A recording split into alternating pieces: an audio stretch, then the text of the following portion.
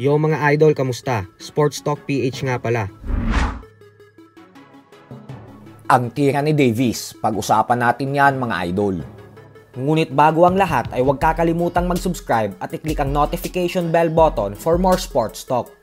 So para nga po sa mga hindi nakakaalam ay kasalukuyan pong nagpapalitan ng maiinit na salita sa social media ang dalawang undefeated world champions na sila Gervonta Tank Davis at Terence Crawford, kung saan sinabi ni Crawford na mukhang masama daw ang loob ni Davis nang dahil sa wala itong nakuhang award at hindi naimbitahan sa kakatapos lang na The Ring Magazine Awards Night na ginanap sa London, England. At dito nga po ay sumagot agad si Davis na kahit ibigay mo na daw ang lahat ng award kay Crawford ay wala daw problema sa kanya dahil sa bandang huli umano ay di hamak na mas malaki pa din ang kinikita niya sa tuwing lumalaban siya dahil hanggang ngayon umano ay lugi pa din ang mga laban ni Crawford kasi wala daw mga fans na nagmamahal dito at sumusuporta.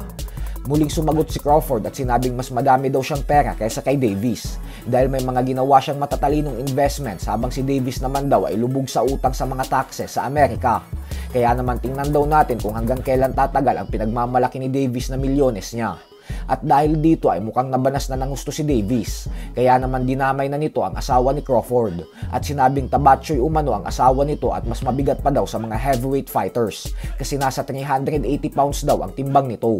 Wala pa pong sagot si Crawford sa matinding pang-iinsulto na ito ni Davis sa asawa niya, pero panigurado po na hindi talaga matutuwa ang former pound for pound king sa ginawang pagdamay ni Davis sa asawa niya.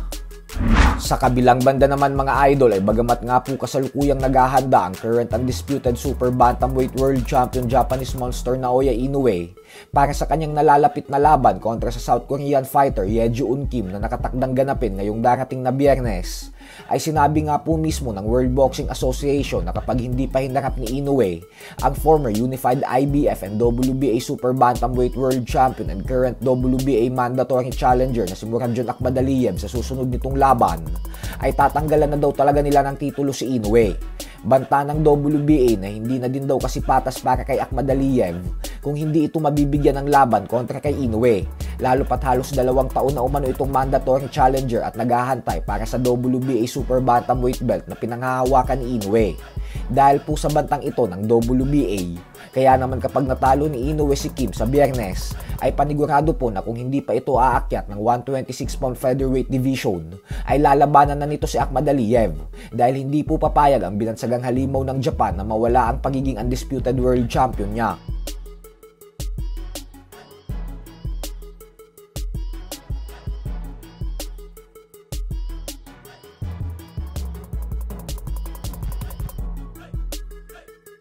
So hanggang dito na lang po muna tayo mga idol.